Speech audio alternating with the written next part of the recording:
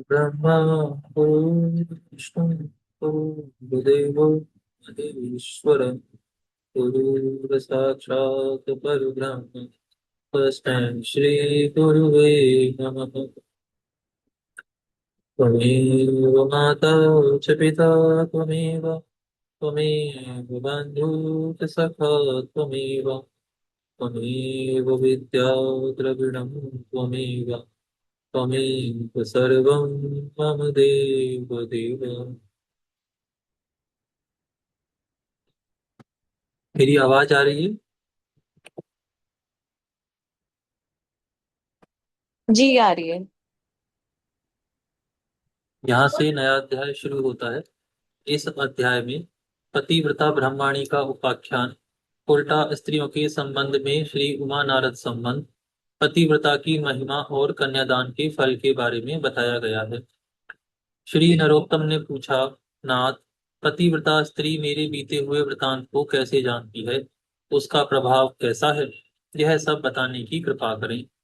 श्री भगवान बोले, वत्स, मैं यह बात तुम्हें पहले बता चुका हूँ, किंतु फिर यदि सुनने का कौतूहल हो रहा है तो सुनो। तुम्हारे मन में जो कुछ प्रश्न है, सबका उत्तर दे रहा हूँ। जो स्त्री पतिव्रता होती है, पति को प्राणों के समान समझती है और सदा पति के हित साधन में संलग्न रहती है, वह देवता वह देवताओं और ब्रह्मवादी मुनियों की भी पूज्य होती है। जो नारी एक ही पुरुष की सेवा स्वीकार करती है, दूसरे की ओर दृष्टि भी नहीं डालती, वह संसार में परम पूजनीय मानी जाती है। तात प्राचीन काल की बात है। मध्य देश में एक अत्यंत शोभायमान नगरी थी। उसमें एक पतिव्रता ब्रह्माणी रहती थी। उसका नाम था शैव्या। उसका पति पूर्व जन्म के पाप से कोढ़ी हो गया था। उसके शरीर में अनेकों घाव हो गए थे, जो बराबर बहते रहते थे। शैव्या अपने ऐसे पति की सेवा में सदा संलग्न रहती थी। पति के मन में जो जो इच्छा होती, उसे वह अपने शक्ति के अनुसार अवश्य पूर्ण करती थी। प्रतिदिन देवता की भांति स्वामी की पूजा करती और दोष बुद्धि त्याग कर उसके प्रति विशेष स्नेह रखती थी। एक दिन उसके पति ने सड़क से जाती हुई एक परम सुंदरी वैश्या को देखा। उस पर दृष्टि पड़ते ही वह अत्यंत मोह के वशीभूत हो गया। उसकी चेतना पर कामदेव ने पूरा अधिकार कर लिया। वह दीर्घ काल तक लंबी सांस खींचता रहा और अंत में बहुत उदास हो गया। उसका उच्छ्वास सुनकर पतिव्रता घर से बाहर आई और अपने पति से पूछने लगी, नाथ, आप उदास क्यों हैं? आपने लंबी सांसें कैसे खींची? प्रभु, आपको जो प्रिय हो वह कार्य मुझे बताइए। वह करने योग्य हो या ना हो, मैं आपके प्रिय कार्य को अवश्य पूर्ण करूंगी। एकमात्र आप ही मेरे गुरु हैं, प्रियतम हैं। पत्नी के इस प्रकार पूछने पर उसके पति ने कहा, प्रिय, उस कार्य को उस कार्य को ना तुम ही पूर्ण कर सकती हो और ना मैं ही, अतः व्यर्थ बात करनी उचित नहीं है। पतिव्रता बोली, नाथ, मुझे विश्वास है मैं आपका मनोरथ जानकर उस कार्य को सिद्ध कर सकूंगी। आप मुझे आज्ञा दीजिए। जिस किसी उपाय से हो सके मुझे आपका कार्य सिद्ध करना है। यदि आपके दुष्कर कार्य को मैं यत्न करके पूर्ण कर सकूं, तो इस लोक और परलोक में भी मेरा परम कल्याण होगा। बूढ़ी ने कहा, साध्वी, अभी अभी इस मार्ग से एक परम सुंदरी वेश्या जा रही थी। उसका शरीर सब ओर से मनोरम था। उसे देखकर मेरा हृदय कामाग्नि से दग्ध हो रहा है। यदि तुम्हारी कृपा से मैं उस नव यौवन को प्राप्त कर सकूं, तो मेरा जन्म सफल हो जाएगा। देवी, तुम उसे मिलाकर मेरा हित साधन करो। पति की कही हुई बात सुनकर पतिव्रता बोली, प्रभु, इस समय धैर्य रखिए। मैं यथाशक्ति आपका कार्य सिद्ध करूंगी। यह कहकर पतिव्रता ने मन ही मन कुछ विचार किया और रात्रि के अंतिम भाग उषः काल में उठकर वह गोबर और झाड़ू ले तुरंत ही चल दी। जाते समय उसके मन में बड़ी प्रसन्नता थी। वैश्या के घर पहुंचकर उसने उसके आंगन और गली कूचे में झाड़ू लगाई तथा गोबर से लीप पोत कर लोगों की दृष्टि पड़ने के भय से वह शीघ्रता पूर्वक अपने घर लौट आई। इस प्रकार लगातार 3 दिनों तक पतिव्रता ने वैश्या के घर में झाड़ू देने और लीपने का काम किया। उधर वह वेश्या अपने दास दासियों से पूछने लगी, आज आंगन की इतनी बढ़िया सफाई किसने की है? सेवकों ने परस्पर विचार करके वेश्या से कहा, भद्रे, घर की सफाई का यह काम हम लोगों ने तो नहीं किया है। यह सुनकर वेश्या को बड़ा विस्मय हुआ। उसने बहुत देर तक इसके विषय में विचार किया और रात्रि बीतने पर ज्यों ही वह उठी तो उसकी दृष्टि उस पतिव्रता ब्राह्मणी पर पड़ी। वह पुनः टहल बजाने के लिए आई थी। उस परम साध्वी पतिव्रता ब्रह्माणी को देखकर, हाय हाय, आप यह क्या करती हैं? क्षमा कीजिए, रहने दीजिए। यह कहती हुई वैश्या ने उसके पैर पकड़ लिए और पुनः कहा, पतिव्रते, आप मेरी आयु, शरीर, संपत्ति, यश तथा कीर्ति, इन सब का विनाश करने के लिए ऐसी चेष्टा कर रही हैं। साध्वी, आप जो जो वस्तु मांगे उसे निश्चय दूंगी। यह बात मैं दृढ़ निश्चय के साथ कह रही हूँ। स्वर्ण, रत्न, मणि, वस्त्र तथा और भी जिस किसी वस्तु की आपके मन में अभिलाषा हो उसे मांगिए। तब पतिव्रता ने उस वेश्या से कहा, मुझे धन की आवश्यकता नहीं है। तुमसे कुछ काम है, यदि करो तो उसे बताऊं। उस कार्य की सिद्धि होने पर ही मेरे हृदय में संतोष होगा और तभी मैं यह समझूंगी कि तुमने इस समय मेरा सारा मनोरथ पूर्ण कर दिया। वैश्या बोली, पतिव्रते, आप जल्दी बताइए। मैं सच सच कहती हूँ, आपका अभिष्ट कार्य अवश्य करूंगी। माता जी, आप तुरंत ही अपनी आवश्यकता बताइए और मेरी रक्षा करिए। पतिव्रता ने लजाते लजाते वह कार्य जो उसके पति को श्रेष्ठ एवं प्रिय जान पड़ता था कह सुनाया। उसे सुनकर वैश्या एक क्षण तक अपने कर्तव्य और उसके पति की पीड़ा पर कुछ विचार करती रही। दुर्गंध युक्त कोढ़ी मनुष्य के साथ संसर्ग करने की बात सोचकर उसके मन में बड़ा दुख हुआ। वह पतिव्रता से इस प्रकार बोली, देवी, यदि आपके पति मेरे घर पर आए तो मैं एक दिन उनकी इच्छा पूर्ण करूंगी। पतिव्रता ने कहा, सुंदरी, मैं आज ही रात में अपने पति को लेकर तुम्हारे घर में आऊंगी और जब वे अपनी अभिष्ट वस्तु का उपभोग करके संतुष्ट हो जाएंगे तब पुनः उनको अपने घर ले जाऊंगी। वैश्या बोली, महाभागे, अब शीघ्र ही अपने घर को पधारो। तुम्हारे पति आज आधी रात के समय मेरे महल में आए। यह सुनकर वह पतिव्रता स्त्री अपने घर चली आई। वहां पहुंचकर उसने पति से निवेदन किया, प्रभु, आपका कार्य सफल हो गया। आज ही रात में आपको उसके घर जाना है। बूढ़ी ब्राह्मण बोला, देवी, मैं कैसे उसके घर जाऊंगा? मुझसे तो चला नहीं जाता। फिर किस प्रकार वह कार्य सिद्ध होगा? पतिव्रता बोली, प्राणनाथ, मैं आपको अपनी पीठ पर बैठाकर आप उसके घर पहुंचाऊंगी और आपका मनोरथ सिद्ध हो जाने पर फिर उसी मार्ग से लौटा ले आऊंगी।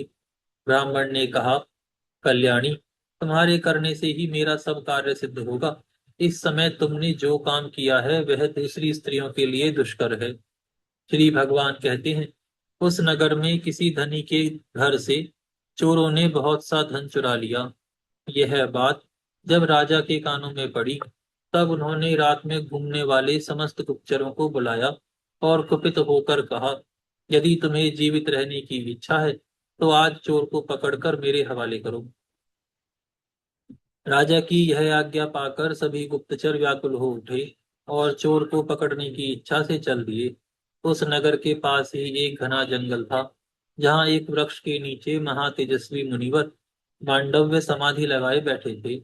वे योगियों में प्रधान महर्षि अग्नि के समान दीप्यमान हो रहे थे।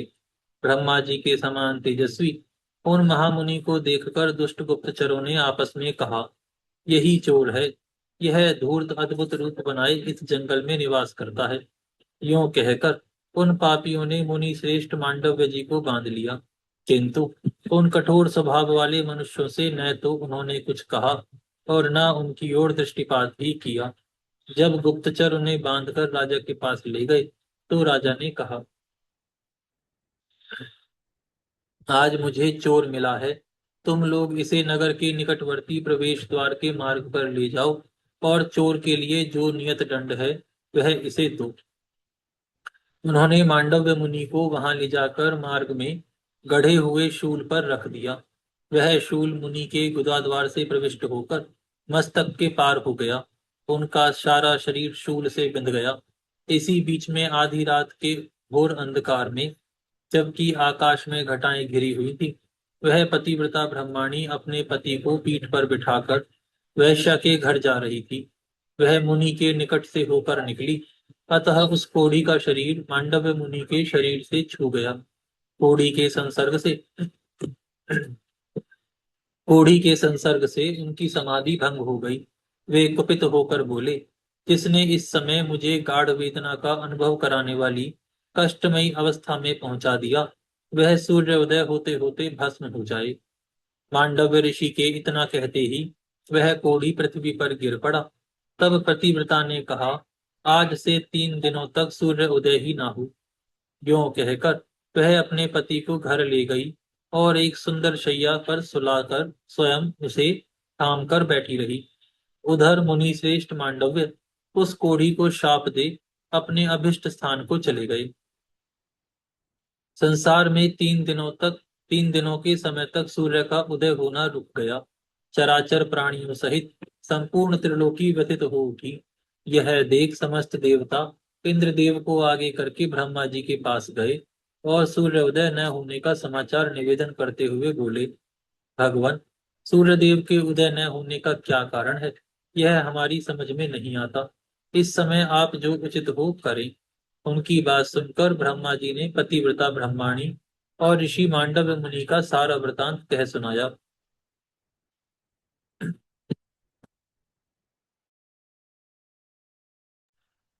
तदनंतर देवता विमानों पर आरूढ़ हो प्रजापति को आगे करके शीघ्र ही पृथ्वी पर उस कोढ़ी ब्राह्मण के घर के पास गए। उनके विमानों की कांति तथा मुनियों के तेज से पतिव्रता के घर के भीतर सैकड़ों सूर्यों का सा प्रकाश छा गया। उस समय हंस के समान तेजस्वी विमानों द्वारा आए हुए देवताओं को पतिव्रता ने देखा। वह अपने पति के समीप लेटी हुई थी। ब्रह्मा जी ने उसे संबोधित करके कहा, माता, संपूर्ण देवताओं, ब्राह्मणों और गौ आदि प्राणियों के की जिससे मृत्यु होने की संभावना है, ऐसा कार्य तुमने क्यों कर पसंद किया। सूर्य उदय के विरुद्ध जो तुम्हारा क्रोध है उसे त्याग दो। पतिव्रता बोली, भगवान, एकमात्र पति ही मेरे गुरु हैं। ये मेरे लिए संपूर्ण लोकों से बढ़कर हैं। सूर्य उदय होते ही मुनि के शाप से उनकी मृत्यु हो जाएगी। इसी हेतु से मैंने सूर्यदेव को शाप दिया है। क्रोध, मोह, लोभ, आश्चर्य अथवा काम के वश में होकर मैंने ऐसा नहीं किया है। ब्रह्मा जी ने कहा, माता, जब एक की मृत्यु से तीनों लोकों का हित हो रहा है, ऐसी दशा में तुम्हें बहुत अधिक पुण्य होगा। पतिव्रता बोली, पति का त्याग करके मुझे आपका परम कल्याणमयी सत्यलोक भी अच्छा नहीं लगता। ब्रह्मा जी ने कहा, देवी, सूर्योदय होने पर जब सारी त्रिलोकी स्वस्थ हो जाएगी, तब तुम्हारे पति के भस्म हो जाने पर भी मैं तुम्हारा कल्याण साधन करूंगा। हम लोगों के आशीर्वाद से यह कोढ़ी ब्राह्मण कामदेव के समान सुंदर हो जाएगा। ब्रह्मा जी के यूं कहने पर उस सती ने क्षण भर विचार किया। उसके बाद हाँ कहकर उसने स्वीकृति दे दी। फिर तो तत्काल सूर्योदय हुए और मुनि के शाप से पीड़ित ब्राह्मण राख का ढेर हो गया। फिर उस राख से कामदेव के समान सुंदर रूप धारण किए वह ब्राह्मण प्रकट हुआ। यह देख समस्त पुरवासी बड़े विस्मय में पड़े। देवता प्रसन्न हो गए। सब लोगों का चित्त पूर्ण स्वस्थ हुआ। उस समय स्वर्गलोक से सूर्यदेव के समान तेजस्वी एक विमान आया और वह साध्वी अपनी पति के साथ उस पर बैठकर देवताओं के साथ स्वर्ग को चली गई। शोभा भी ऐसी ही पतिव्रता है, इसीलिए वह मेरे समान है। उस सतित्व के प्रभाव से ही वह भूत, भविष्य और वर्तमान तीनों लोकों की बातें जानती है। जो मनुष्य इस परम उत्तम पुण्यमयी उपाख्यान को लोक में सुनाएगा, इसके जन्म जन्म के किए हुए पाप नष्ट हो जाएंगे। ब्राह्मण ने पूछा, भगवान, मांडव्य मुनि के शरीर में शूल का आघात कैसे लगा तथा पतिव्रता स्त्री के पति को कोढ़ का रोग क्यों हुआ।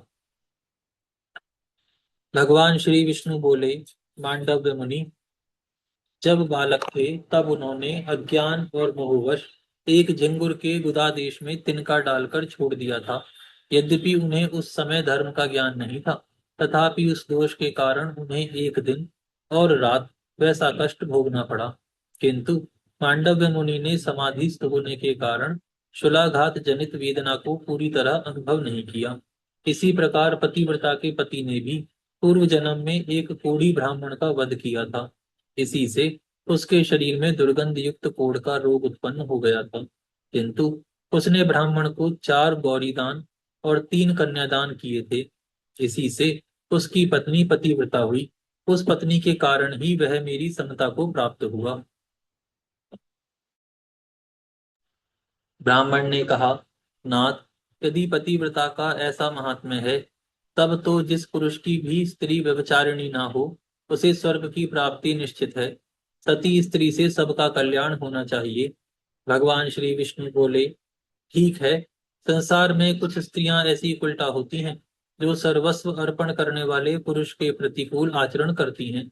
उनमें जो सर्वथा अरक्षणीय हो, जिसकी दुराचार से रक्षा करना असंभव हो, ऐसी स्त्री को तो मन से भी स्वीकार नहीं करना चाहिए।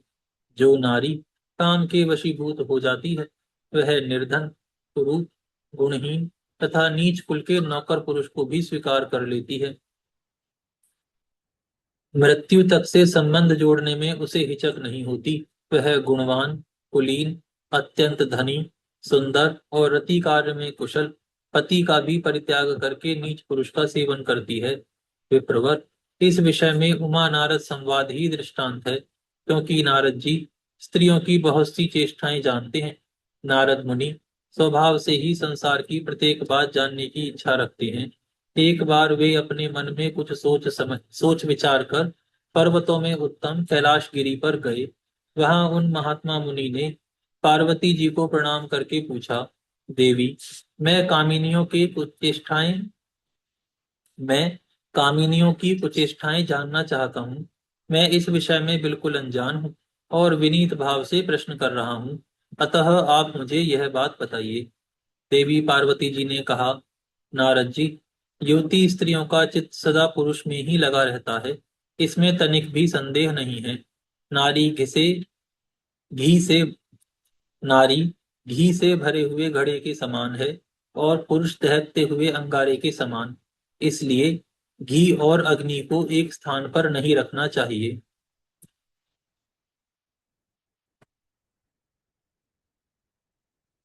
जैसे मतवाले हाथी को महावत अंकुश और मुगदर की सहायता से अपने वश में करता है, उसी प्रकार स्त्रियों का रक्षक उन्हें दंड के बल से ही काबू में रख सकता है। बचपन में पिता, जवानी में पति और बुढ़ापे में पुत्र नारी की रक्षा करता है। उसे कभी स्वतंत्रता नहीं देनी चाहिए। सुंदरी स्त्री को यदि उसकी इच्छा के अनुसार स्वतंत्र छोड़ दिया जाए, तो पर पुरुष की प्रार्थना से अधीर होकर वह उसके आदेश के अनुसार व्यभिचार में प्रवृत्त हो जाती है। जैसे तैयार की हुई रसोई पर दृष्टि न रखने से उस पर कौवे और कुत्ते अधिकार जमा लेते हैं, उसी प्रकार युवती नारी स्वच्छंद होने पर व्यभिचारिणी हो जाती है। वह उस कुलटा के संसर्ग से सारा कुल दूषित हो जाता है। पराये बीज से उत्पन्न होने वाला मनुष्य वर्ण शंकर कहलाता है। सदाचारिणी स्त्री पितृकुल और पतिकुल दोनों कुलों का सम्मान बढ़ाती हुई उन्हें कायम रखती है। साध्वी नारी अपने कुल का उद्धार करती और दुराचारिणी उसे नरक में गिराती है। कहते हैं, संसार में स्त्री के ही अधीन स्वर्ग, कुल, कलंक, यश, अपयश, पुत्र, पुत्री और मित्र आदि की स्थिति है। इसलिए विद्वान पुरुष संतान की इच्छा से विवाह करे। जो पापी पुरुष मोहवश किसी साध्वी स्त्री को दूषित करके छोड़ देता है, वह उस स्त्री की हत्या का पाप भोगता हुआ नरक में गिरता है। जो पराई स्त्री के साथ बलपूर्वक करता है अथवा उसे धन का लालच देकर फंसाता है, वह इस संसार में स्त्री हत्यारा कहलाता है और मरने के पश्चात घोर नरक में पड़ता है। पराई स्त्री का अपहरण करके मनुष्य चांडाल कुल में जन्म लेता है। इसी प्रकार पति के साथ वंचना करने वाली व्यभिचारिणी स्त्री चिरकाल तक नरक भोगकर कौवे की योनि में जन्म लेती है और उच्चिष्ट एवं दुर्गंध युक्त पदार्थ खा खाकर जीवन बिताती है। तदनंतर मनुष्य जन्म लेकर विधवा होती है। जो माता गुरु पत्नी, ब्रह्माणी, राजा की रानी या दूसरी किसी प्रभु पत्नी के साथ समागम करता है, वह अक्षय नरक में गिरता है। बहन, भांजे की स्त्री, बेटी, बेटे की बहू, चाची, मामी, बुआ, मौसी आदि अन्य अन्य स्त्रियों के साथ समागम करने पर भी कभी नरक से उद्धार नहीं होता। यही नहीं, उसे ब्रह्म हत्या का पाप भी लगता है तथा वह अंधा, गूंगा और बहरा होकर निरंतर नीचे गिरता जाता है। उस अधःपतन से उसका कभी बचाव नहीं हो पाता। आज हम यहाँ पर विराम करते हैं, फिर कल से प्रारंभ करेंगे। आज गुरुवार है। आज का पाठ हम गौ माता की रक्षा के लिए, गौ माता के कल्याण के लिए समर्पित करते हैं। प्रभु श्री सभी गौओं की रक्षा करें। हे गौ माता, आप सभी देवी देवताओं की माता, सभी पुण्य का पुण्य, सभी तीर्थों का तीर्थ हैं।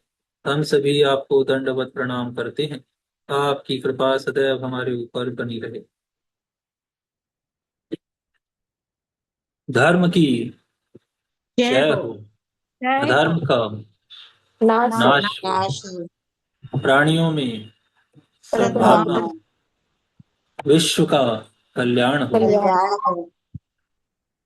गौ माता, राष्ट्रमाता, राष्ट्रमाता, गौ गौ हत्या बंद हो। बंद बंद। श्री पद्म पुराण की जय जय हो। हो। आज के आनंद की जय जय हो। हो। नमः पार्वती पतये हर हर महादेव। जय जय नमो श्री राधे श्याम। नमो नारायण। नमो नमो नारायण। नारायण। नमो ओम नमो नारायण।